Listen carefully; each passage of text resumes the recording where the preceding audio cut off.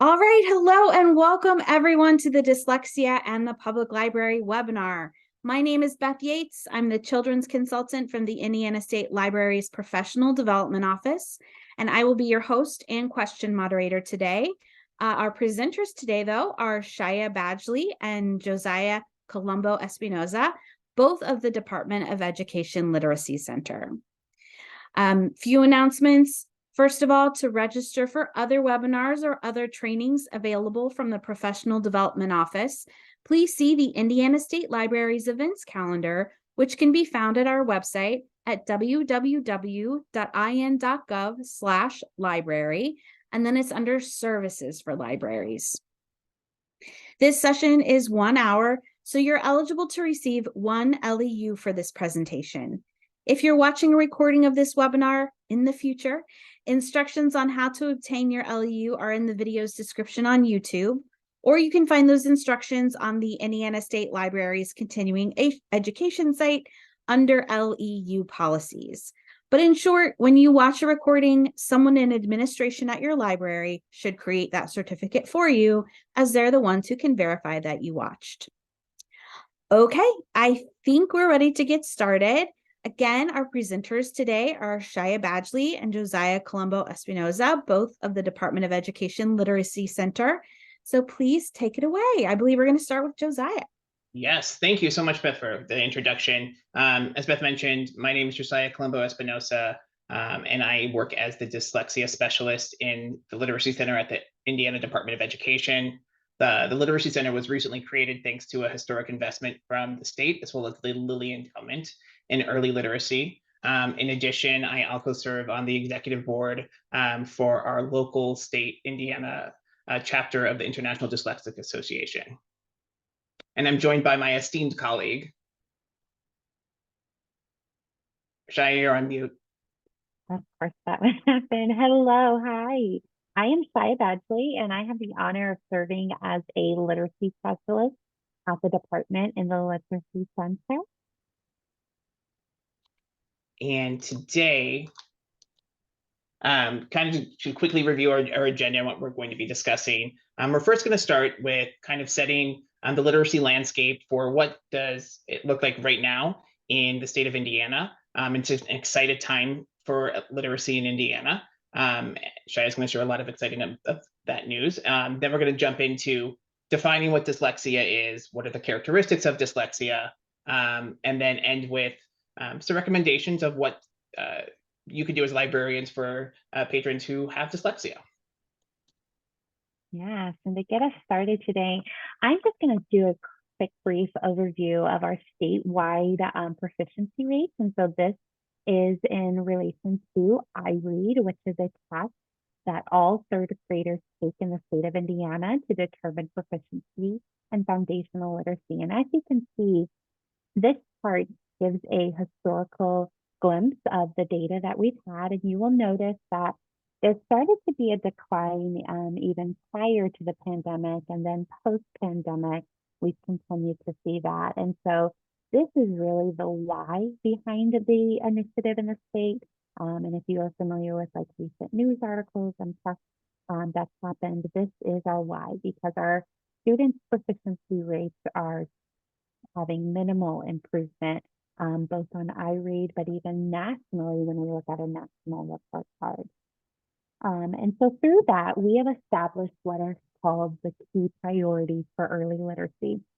So this document takes kind of that overview of that historical data and the response we have from that, and to put an emphasis on offering and supporting schools and educators as they implement science of reading aligned practices in the state of Indiana to help to facilitate that high quality, ongoing and data-driven professional development, and to support students' access to literacy intervention, remediation, and enrichment to further support our Hoosier students in becoming proficient, skilled readers.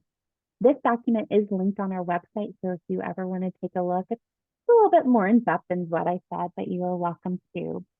But to support these priorities, we also have had some historic investment on literacy. As Josiah mentioned, our center is part of that, which happened last August with the historic $111 million investment with the state in partnership with Lilly Endowment. But additionally, this year, so 2023, our legislative session was very active and continued that investment for an additional $60 million. And so we are setting out a space of $170 million are being invested to support literacy in the state of Indiana.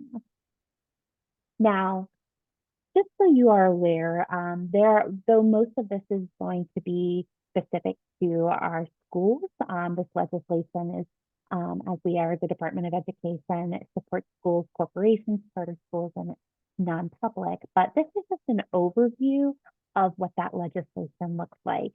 So the General Assembly voted to have a statewide definition of what science of reading is. The department is also developing an advisory list of curriculum and vetting that in alignment to science of reading, establishing a grant to support schools in the implementation process, and it's going to be releasing very soon.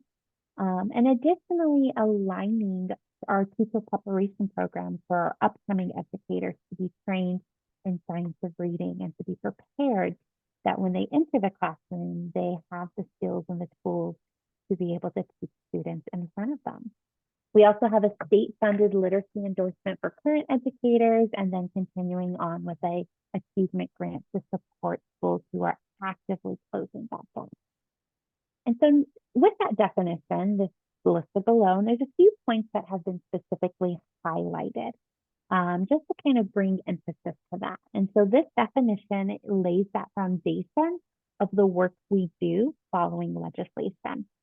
You'll notice that some things are highlighted like explicit and systematic, and the components like phonemic awareness and phonics and fluency and vocabulary and comprehension. And it's important to note that science of reading is based on a vast interdisciplinary and body of research. That this has been around for decades, actually 50 plus years of research from both education, but also our cognitive science and our neuroscience. And you're going to notice later on in the presentation, a lot of those words that are highlighted in yellow also appear on dyslexia legislation when we're talking about reading instruction and making sure students with dyslexia are getting quality interventions and instruction. Yeah. And so to continue, we have a few anchors that are there to support. So we have the simple view of reading, which is an anchor in research. And that says that students, that you need word recognition and language comprehension. So you're going to times that to be able to have that the overall outcome of reading comprehension. There's another model that's very popular as an anchor, which is Scarborough's reading rope. And this kind of even goes even more from that simple view that just kind of was what looks very simple, but within those skills have so many other pieces like vocabulary knowledge and language structure and the decoding and the sight recognition, and that together through those skills weave together to create that skilled fluent reader. And if we connect what we know there, we can connect it to those pieces that were highlighted with phonemic awareness and phonics back to our definition and see how that plays into that model. And so these systems or components together have an overlap where fluency comes in to build that bridge to comprehension. Now, science of reading has been very popular, though, in the news, though there has been decades of research to support it. And so with that, it's important to note what it is and what it is not. Science of reading is based on science and research. It's word recognition and language comprehension skills, and it's good for all students. What science of reading is it's not a curriculum. It's not only phonics, and it's not a one-size-fits-all approach. And sometimes that can be confused when we say it's good for all students, but it's not a one-size approach. And that's because meeting the needs of a vast majority of students through that effective system of core instruction helps to support them so that resources, especially within the field of education, can be utilized to serve students with complex needs such as dyslexia.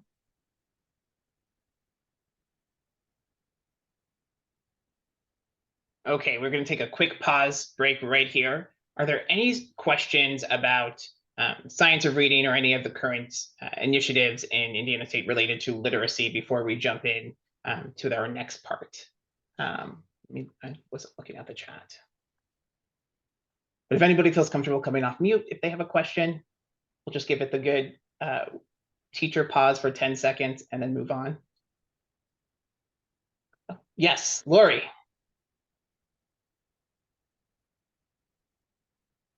I'm not sure whether, let's see, I think I can allow her to talk. Oh, let's see. Okay. Okay, there we go.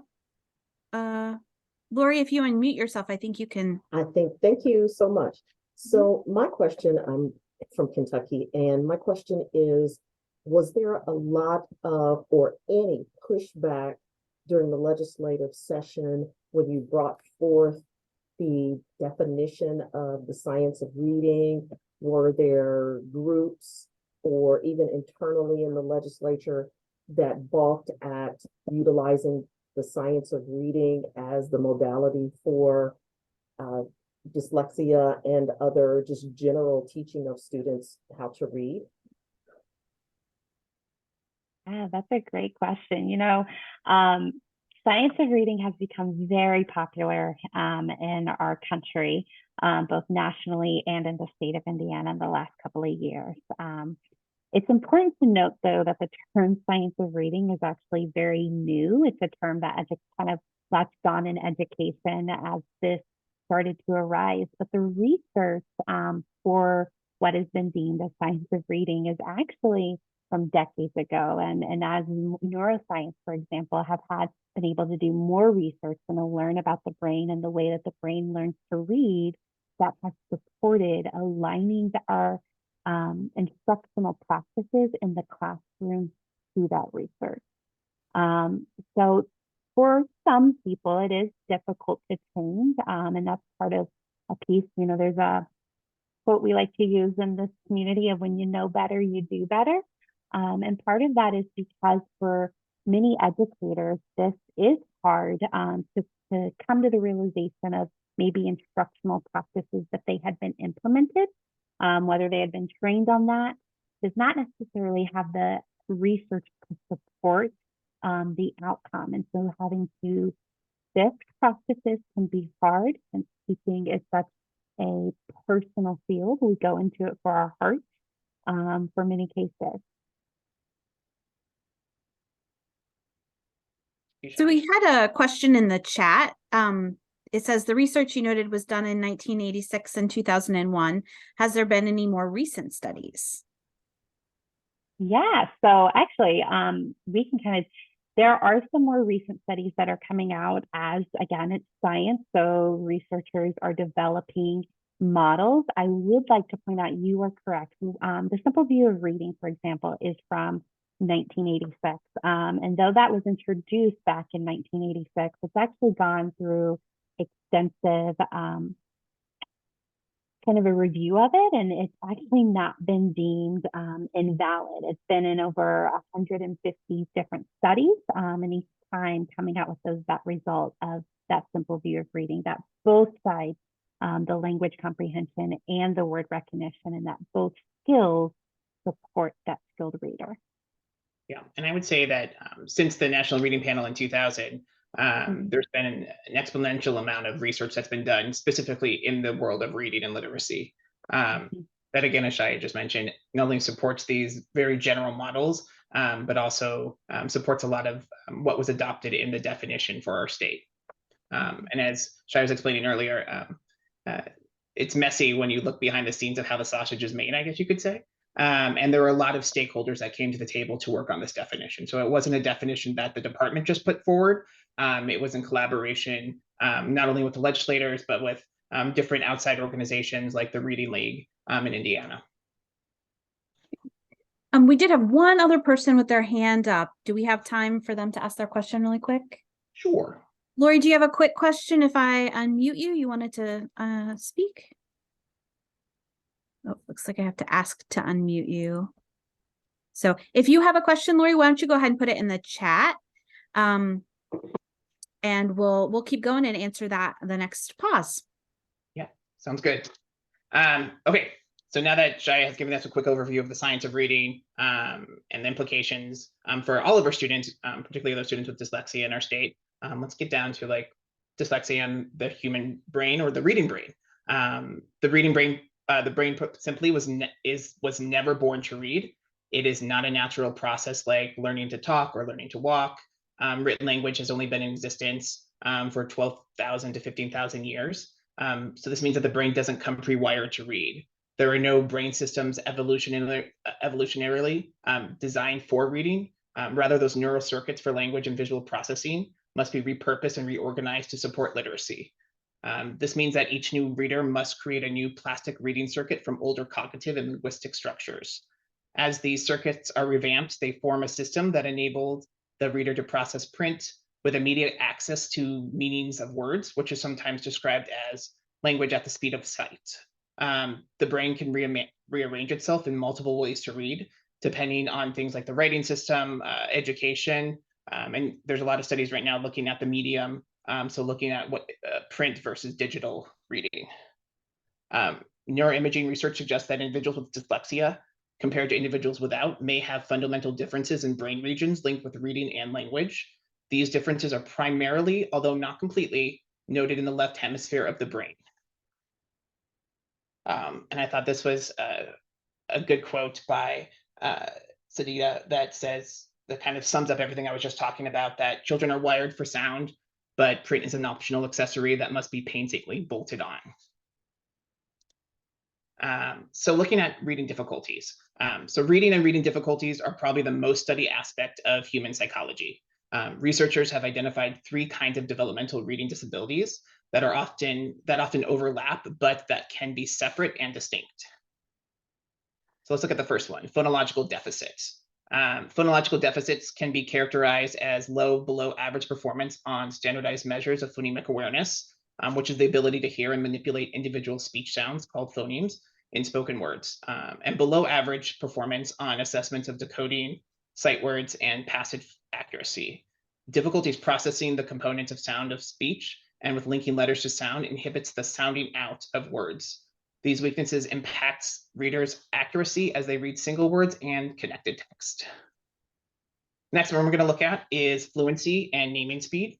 Naming speed deficits are characterized by below average performance on standardized measures of rapid automatized naming, particularly timed measures of sight word recognition and decoding. These weaknesses impact readers' ability to be fluent when reading sentences and passages. If you look in the middle, nope. When there's a combination of those two, it's called a mix. So if a student has a prominent and specific weakness in either phonological or naming speed, they are said to have a single deficit in word recognition. But if they have a combination of phonological and naming speed deficits, they are said to have a double deficit. The combination of both deficits results in reading impairment that is more severe than individuals with a single deficit. Double deficit children are more common than single deficit and are also a lot more challenging to remediate. The last one, the last reading difficulty is comprehension, but this often coincides with the first 2 types of problems, but specifically found in children with social linguistic disabilities like autism spectrum disorder, vocabulary weakness, generalized language learning disorder, and learning difficulties that affect abstract reasoning and logical thinking. As you can see, all reading difficulties are not the same. Dyslexia has multiple causes, and students with dyslexia have varied profiles across a range of cognitive and language characteristics. There is no standard or classic diagnostic profile for dyslexia beyond the core problem with word recognition and spelling. The common denominator is inability to read words accurately and quickly, and inability to remember words for spelling. Most simplistically, what is dyslexia? Well, the word tells us what it is. If you take the dys, which is a Greek morpheme, it means difficulty, and lexia refers to language or words. So the term dyslexia literally means difficulty with language or words. You'll notice that the words the word describes this condition does not say difficulty with seeing. Right away in the word itself is this concept that dyslexia is a disorder of language processing and not visual processing. So let's look at how prevalent is dyslexia in our current education system. As these numbers show, those students who have difficulty learning to read are a lot more prevalent than we realize. Dyslexia occurs in every language and in children from every background, regardless of race or socioeconomic status. Nationally, as much as 13 to 14% of students are identified under special education guidelines. Students within that who have a specific learning disability typically represent about 50% of students receiving special education services. Dyslexia is the most common learning disability, reportedly affecting 15 to 20% of students. There's a lot of times you'll hear a phrase, 1 in 5 people have some type of dyslexia. So some common myths and facts. There are a number of myths about dyslexia that are the result of many early learning theories about dyslexia. At one time, dyslexia was referred to as quote unquote word blindness. I think one of the most prevalent myths out there is that dyslexia is a vision problem and students see letters and numbers backwards. I can't tell you how many times as a special educator of 16 years in the classroom, I would have a teacher run up to me and be like, I think this child has dyslexia. And I'd be like, well, why do you think that? And usually it was, oh, because they're writing their letters backwards. Letter reversals were once thought to be a main characteristic of dyslexia, but most research suggests that there is no evidence for more letter reversals in dyslexia students compared to non-dyslexic peers. Letter reversals in reading and writing are very common, especially for beginning readers. Children who are 3 to 7 are known to spontaneously write their names with reverse order of letters, or even write their names with a reverse orientation of letters themselves. Another common myth is that dyslexia is due to a problem with intelligence or effort. Dyslexia and intelligence are not connected. Many dyslexic individuals are very bright and creative, who will accomplish amazing things as adults. Dyslexics have a problem only in reading, writing, and spelling, and sometimes math, but not in thinking. This could be one of the most damaging misconceptions about dyslexia.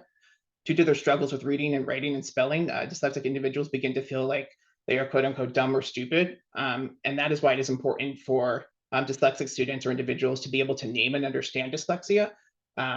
Because if we don't help those kiddos name it, they often name it themselves. And when they name it, it's that I'm dumb or that I'm stupid. And so that's why it's very important to, the label or diagnosis of dyslexia is important for those individuals, but also to have those conversations about what that means for who you are as a learner.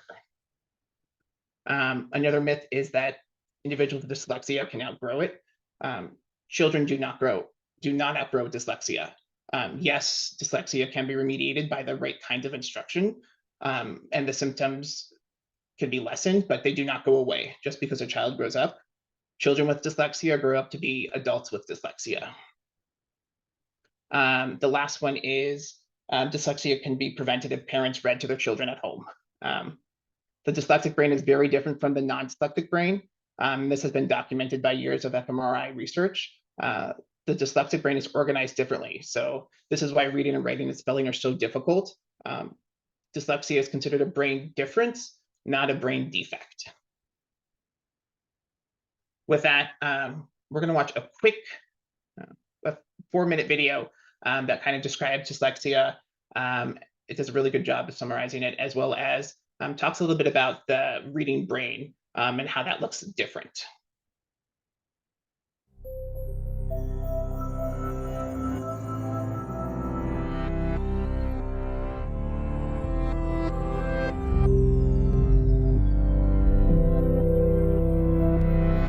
Take a moment to read the following.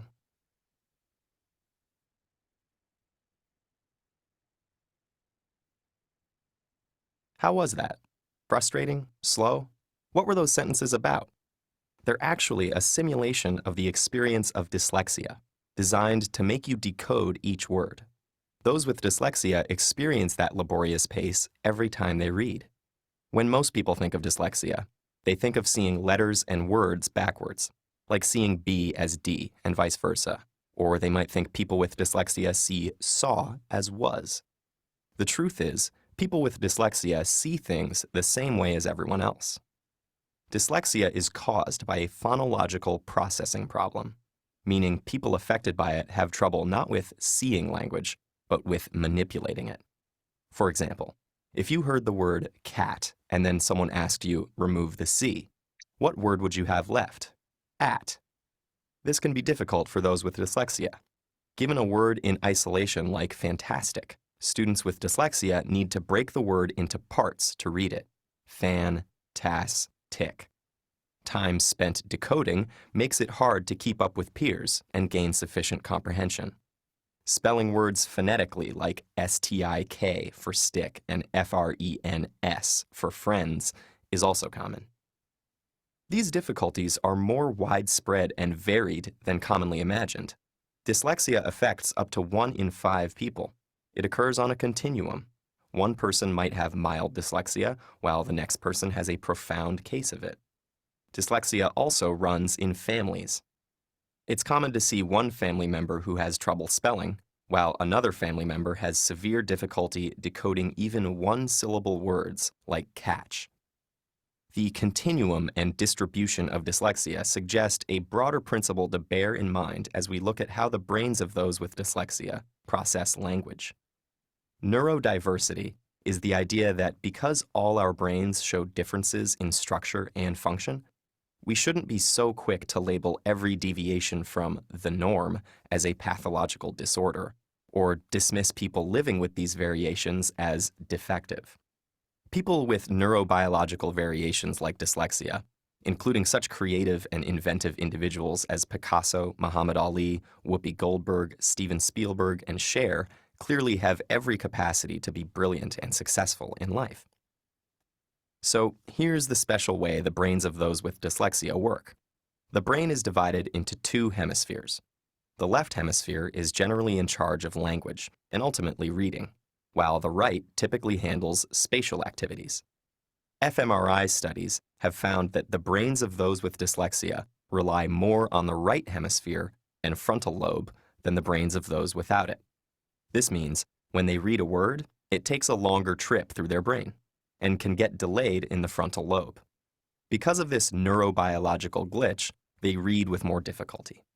But those with dyslexia can physically change their brain and improve their reading. With an intensive multisensory intervention that breaks the language down and teaches the reader to decode based on syllable types and spelling rules, the brains of those with dyslexia begin using the left hemisphere more efficiently while reading, and their reading improves. The intervention works because it locates dyslexia appropriately, as a functional variation in the brain, which naturally shows all sorts of variations from one person to another. Neurodiversity emphasizes this spectrum of brain function in all humans, and suggests that to better understand the perspectives of those around us, we should try to not only see the world through their eyes, but understand it through their brains.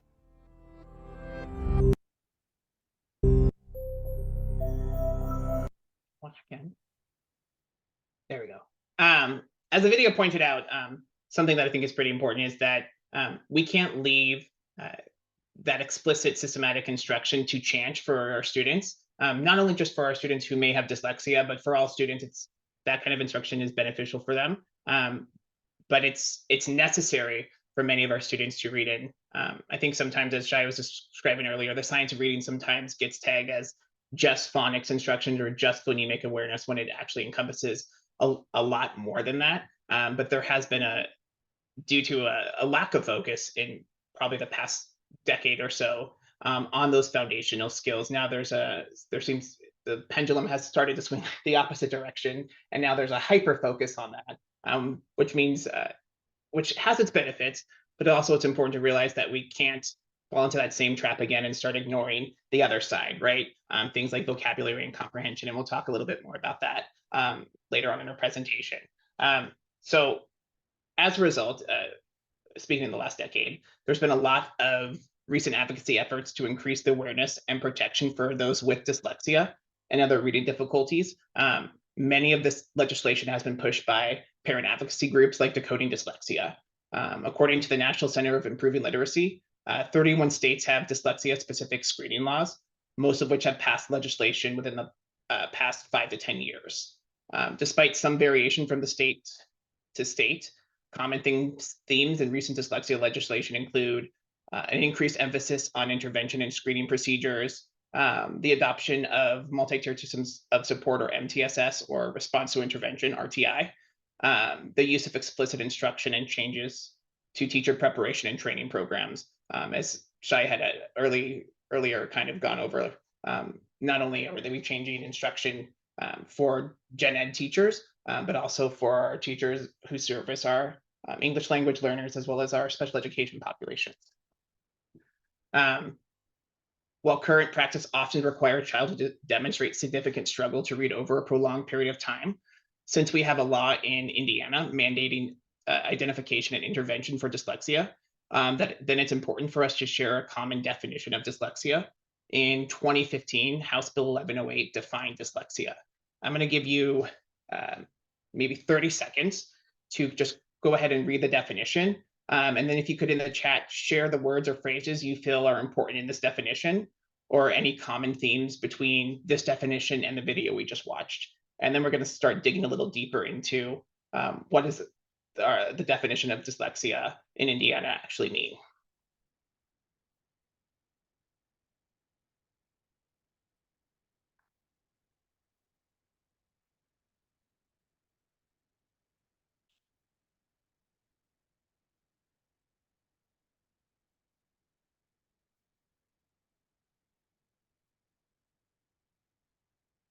I see deficit in phonological component of language. Thank you, Laura. What else stands out?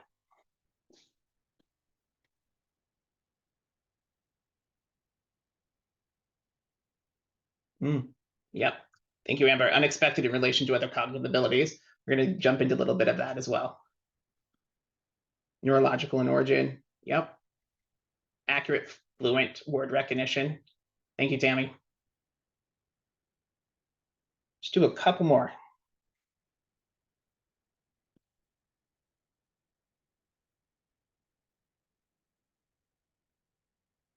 Problems with reading comprehension. Yes, Brian, thank you for pointing that out. I think that's sometimes something that gets overlooked. And that's the end goal of reading instruction, is comprehension. Poor spelling and decoding. Brittany, thank you. Provision of effective classroom instruction. I'm going to jump into that a little bit as well, because that's a very important part of the definition. Reduces reading experience. That seems to be a phrase that stood out for many of you. Yes.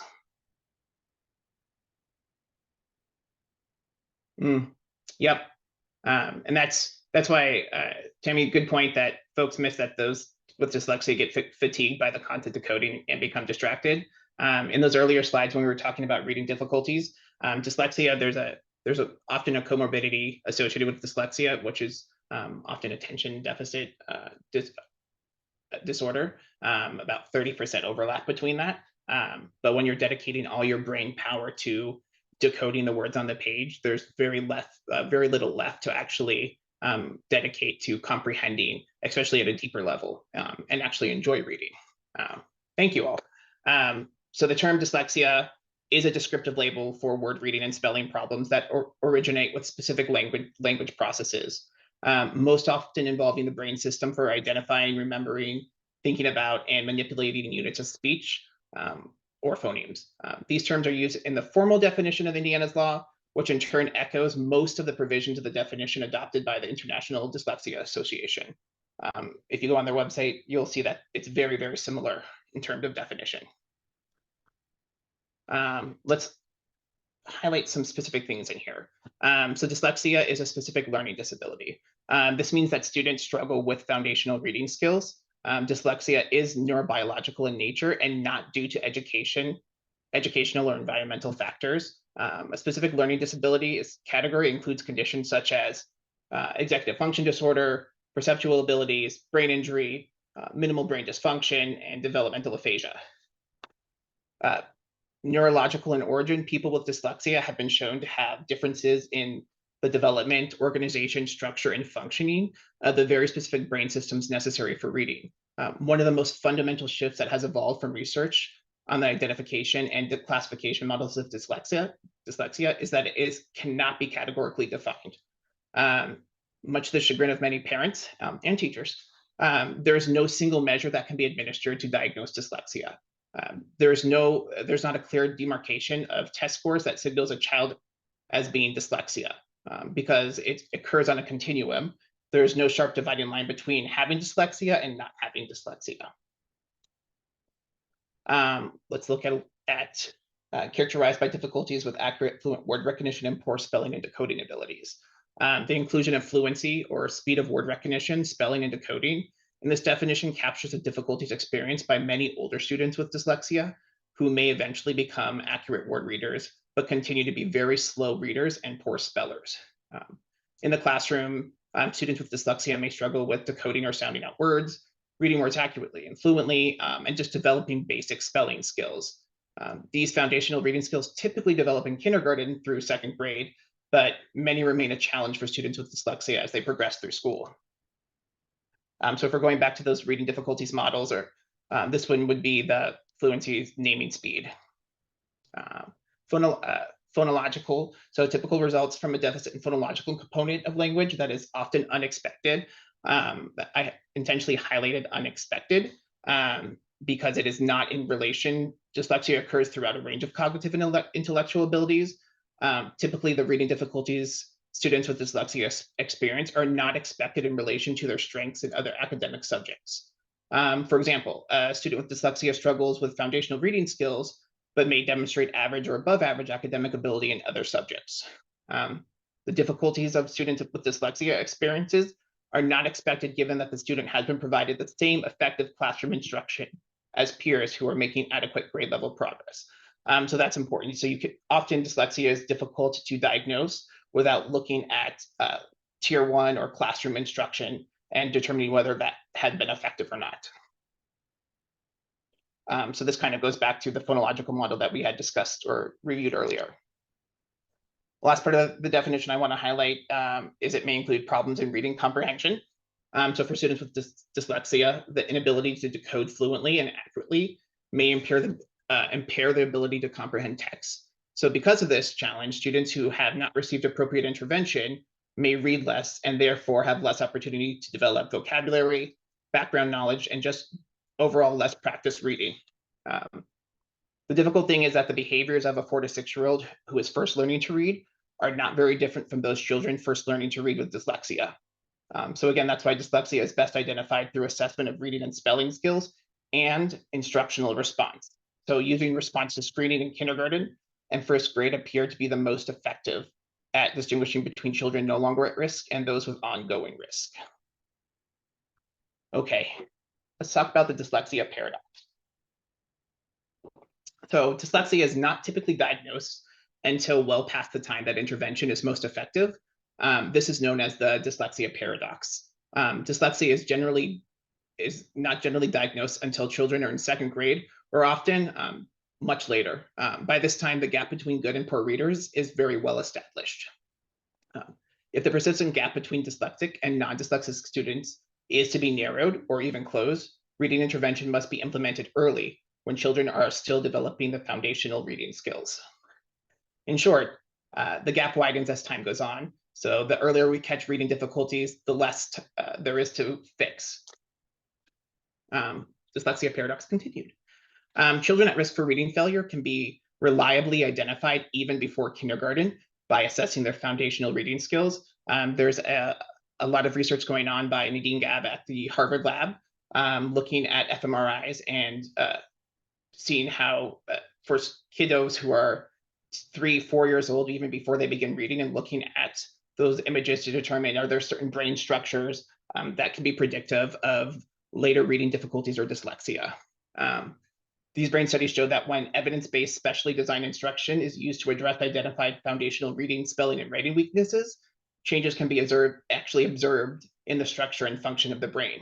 So children who get off to a poor start in reading rarely catch up.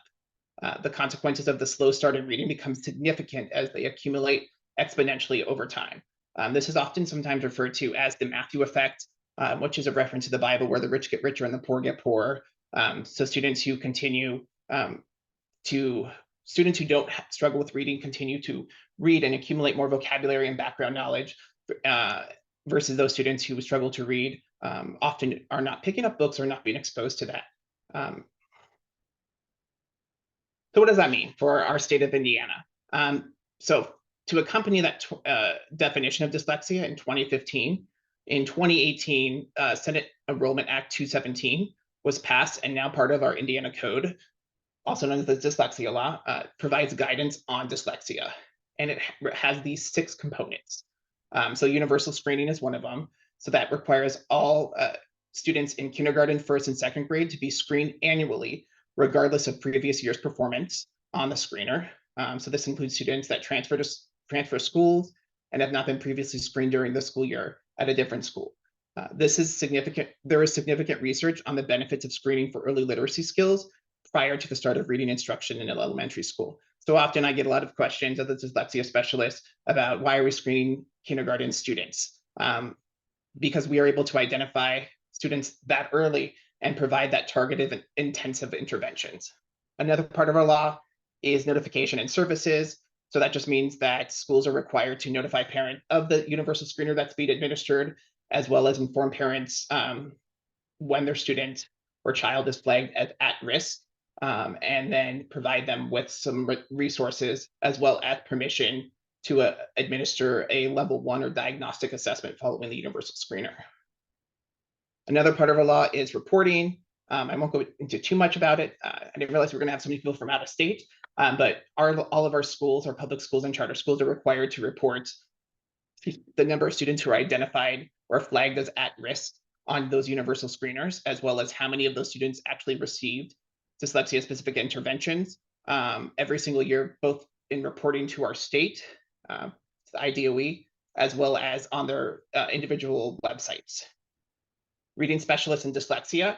So every school corporation, which is the term that is used in Indiana for district or charter school, is required to have at least one specialist trained in dyslexia who completed a training program approved by the Department of Education.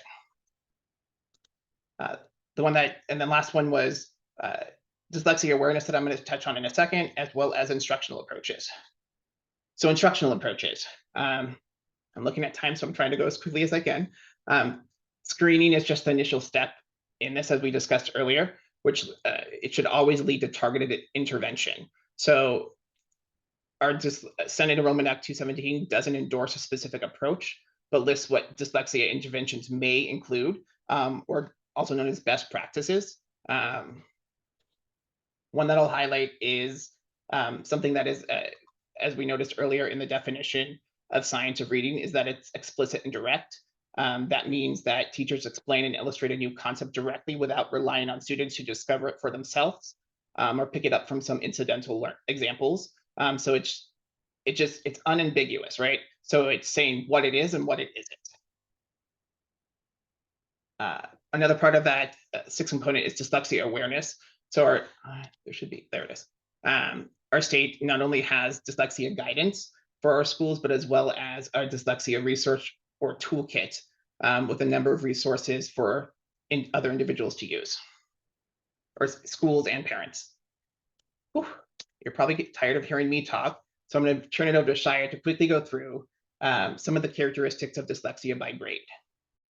Yes, thank you. So thinking about characteristics by grade, we're going to start just from our early level. And so in preschool, children with dyslexia may exhibit some common characteristics, which include, but again, are not limited to, but that delayed speech or slow vocabulary growth. It's inconsistent memory for words, lists, directions, mispronunciation of words and names, and poor letter sound recall and the difficult learning the alphabet letters, names, forms, and sounds. Mixing up pronunciations of words much more and much longer than other children, even after multiple corrections, like saying spaghetti instead of spaghetti, or lawnmower instead of lawnmower. It's the persistent trouble of producing difficult speech sounds.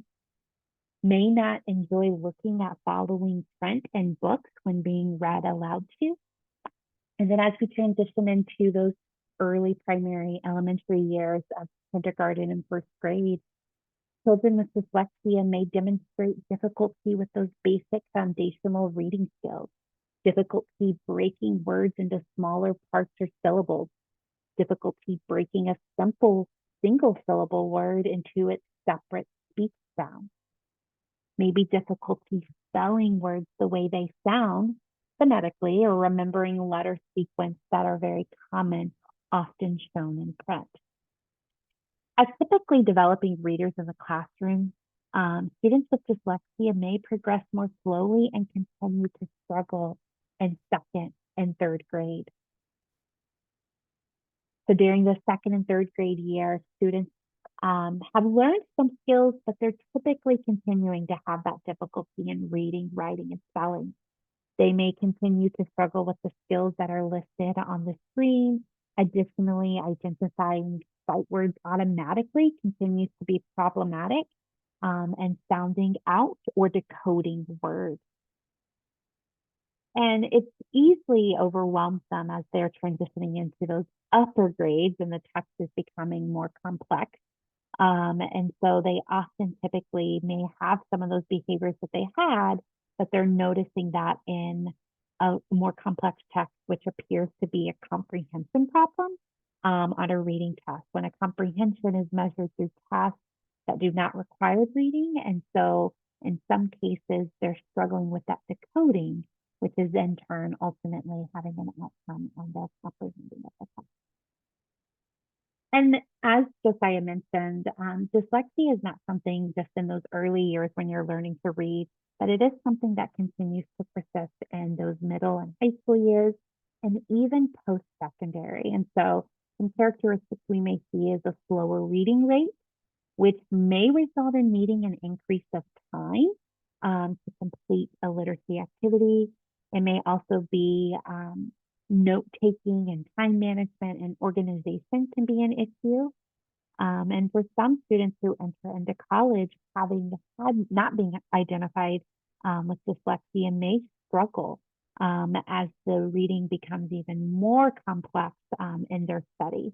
And they may experience that extreme frustration and fatigue due to the increasing demands of reading as a result from dyslexia.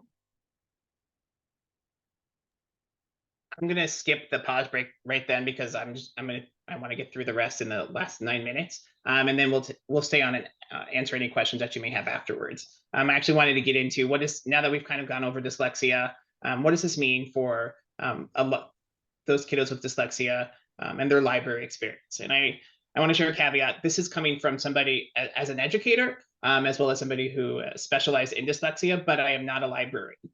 So I was talking a little bit before everybody came on to Beth saying, I don't know how I would feel if somebody came in to my classroom and said, who wasn't a teacher, and said, you should be doing this.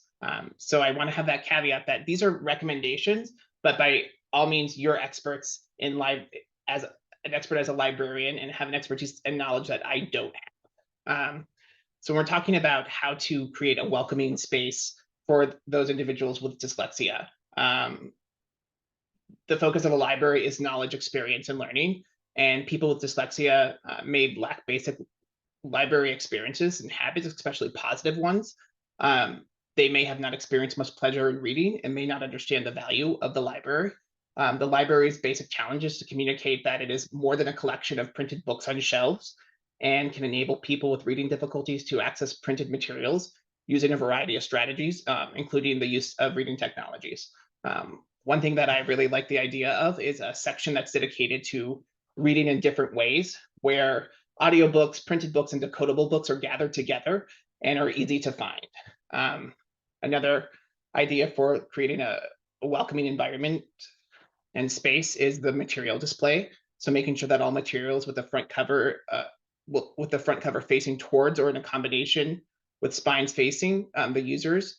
An interesting or significantly illustrated cover can be appealing, whereas book spines are unlikely to arouse curiosity. So for many kiddos with dyslexia, they often find books that are most interesting or visually appealing. Another way to make a space more friendly is pictograms. They make it easy for users to find what they want. They can be printed, laminated, and placed on materials. I have an example of some pictograms from the International Federation of Library Association and Institutions, from their website of some pictogram ideas. Accessibility is also very important. So the website and the library website and catalog should be fully accessible to everyone. This could be achieved by using a simple structure, spacing, as well as offering screen readers, as well as speech to text. The library search engine could also be based on pictograms. It is helpful if the results list show, in addition to the name of the book, the front page of the material and a short, easy to read description of the content. In terms of other IT tools, it's always important to keep in mind that technology can be a great support for someone who is struggling with reading. However, be aware that technology is never a complete solution in itself. It is not a one-size-fits-all solution and should always be embedded in supportive strategies designed to build confidence and increase the pleasure of reading.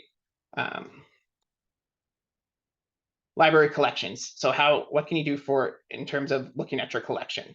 I quickly looked at some of the questions from the chat. I know I saw one of them was about audiobooks. Yes, audiobooks are a great way to expose individuals with dyslexia to grade level content. So it's a two-pronged approach, right? So for kiddos with dyslexia, you're not only working on those foundational skills, but you also want to continue to make sure they're getting grade level exposure of content and continuing to build that vocabulary. So that can be done through audiobooks. And I know all of you are probably a lot more well-versed in the different options that public libraries can offer. I know from my experience as a learning specialist and special education teacher, one that I've used quite frequently for my students is Learning Ally. And the reason why I like Learning Ally in particular was that it paired both the audio with the print so the students could follow along as they're reading. And it wasn't a computerized voice. It's usually most of the texts are read by a human reader. Other things to consider are book formats receive a lot of praise. For two specific book formats that receive a lot of praise are high-low books as well as graphic novels. High-low readers are known for their high interest but low reading level. Many mainstream publishers now have high-low books in their catalog about intriguing topics. And then the other one is graphic novels. They're a great way to engage reluctant readers. I can't tell you how many students that I have gotten turned on to reading by starting with graphic novels, because for a kiddo with dyslexia, often the most overwhelming thing is opening up a textbook or a book itself and just seeing all print.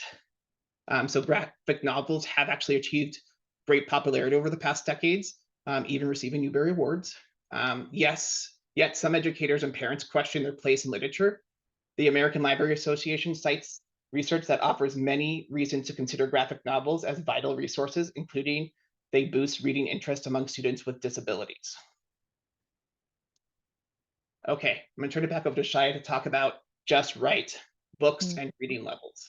Yes, and so as librarians, you probably have many cases of families are coming into the library asking for support of finding books that their child can read. And so there is a very popular system that has been utilized in our education system that is utilizing leveling, book leveling to determine independent reading. But unfortunately, through that, it becomes a process of prohibiting young readers to read books that they're interested in. And studies have shown that students who are particularly interested in a book or have a lot of knowledge about something, that their ability to comprehend strengthens. And so we can kind of think back to some guidance or advice is that Harry Potter, for example, is a description of a book that was way too hard for many of the kids who read it, but they wanted to read it anyway. And so that interest and knowledge is such a key part. And so this part that you see here is called a correlation chart. You can see the different grades as well as different popular leveling systems and kind of how they correlate. Again, it's one of those pieces that you can use for a grain of salt of finding books that a student or a child can read independently, but also not limiting to them and allowing them access to all of the books because choice is such an important part. And so how do we determine if something is too hard? To be able to support families as they're coming in to pick an appropriate book for their child to read alone, some questions that you can ask is, are there 5 or more words on a page that the child doesn't know or is unsure? Is this book confusing or hard for them to understand? And when they read it, does it sound extremely choppy and slow? If the answer is yes to most of those questions, then that book might be too hard for a child to read alone.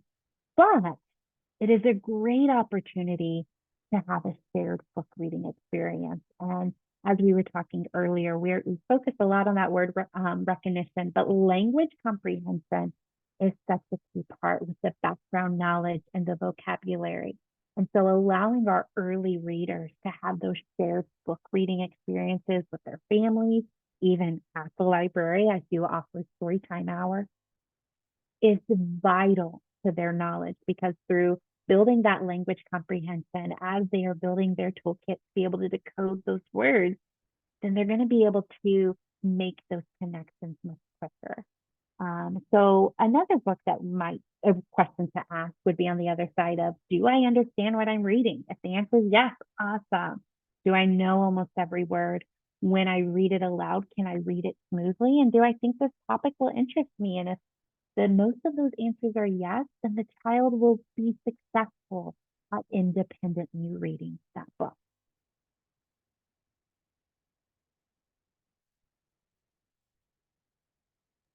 Thank you, Shai. I was on mute. One quote I heard about leveled reading that really stood out to me a couple of years ago, that I think apply here is that leveled reading leads to leveled lives. And so we need to make sure that we're exposing our kiddos to texts that are rich and that they're interested in. Yes, there's a time and place for decodable text to work on those foundational skills, but we also need to be exposing them to those content-rich and just things that they're interested in as well, right? And I think part of the science of reading movement right now is getting away from leveling children. And I don't know, as public librarians, if you had a lot of experience with parents coming into the library and saying, my child is reading at a level M, I need a book on the level M. As was on the previous slide and Shaiya discussed, those were only meant for instructional purposes. Those were never for teachers to use because of the complexity of understanding what these levels mean. They were never meant to label children. And unfortunately, a lot of times it has labeled children and prohibited them from finding books that are truly interested in, that could spark that passion for learning.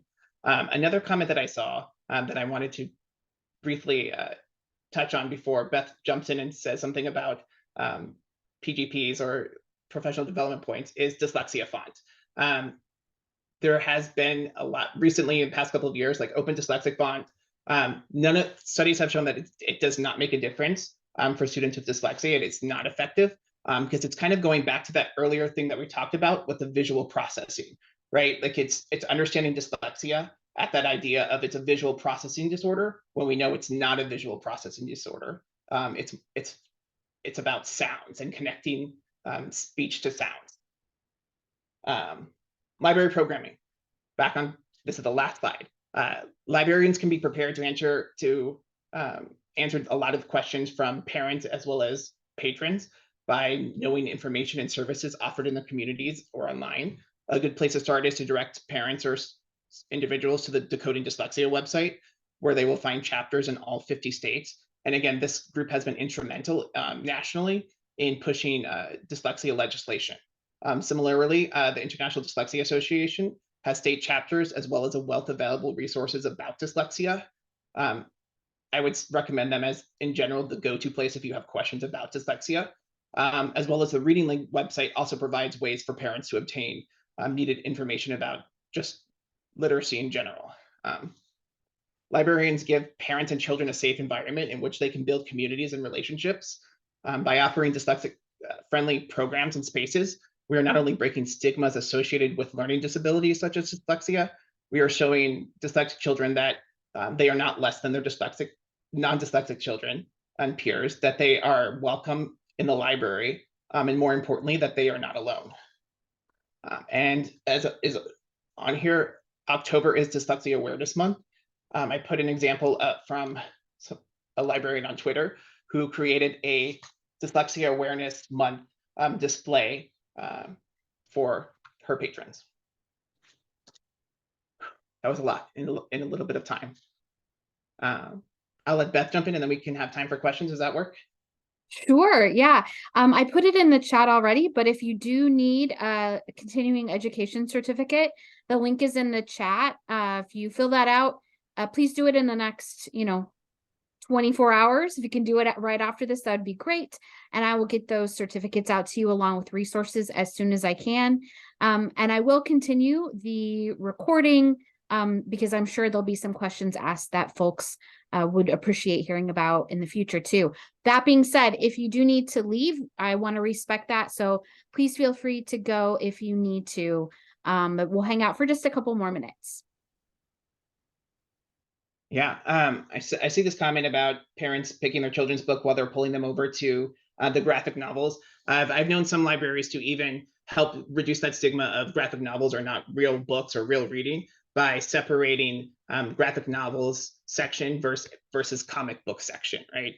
So that they can very much like see there's a huge difference between those two types of genres. And I also want to say, if you had a question earlier, thank you everybody who's typing thank you in the chat. But if anybody had a question that didn't get answered earlier, please put it in the chat again for us so we can make sure we get that answered.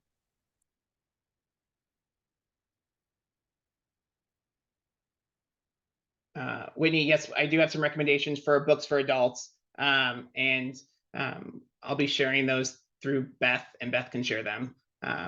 There are a lot. Again, this is an area in dyslexia and reading literacy in general that has blown up in the past decade. And so there's been a lot of people who have started to write pretty widely about it.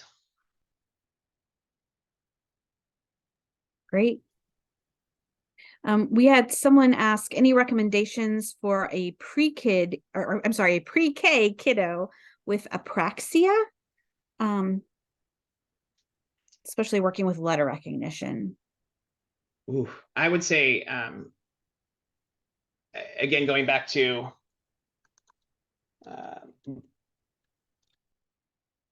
of course, this is not comprehensive, but looking at, without knowing the child and the kiddo individually, I can just make very general statements. And I would say you would want to make sure that the interventions that they are receiving follow best instructional practices. And so not only are they explicit and direct, but there's also some type of, I prefer multimodal instead of multi-sensory component included, as well as it's cumulative in nature. So it continues to build upon itself. That's why there's that brick by brick, as well as systematic and sequential. So it starts from some of the more easier skills and starts to build up in complexity. Yes, but I would recommend finding an explicit and direct curriculum for them to be using, and not just leave it up to incidental exposures to develop.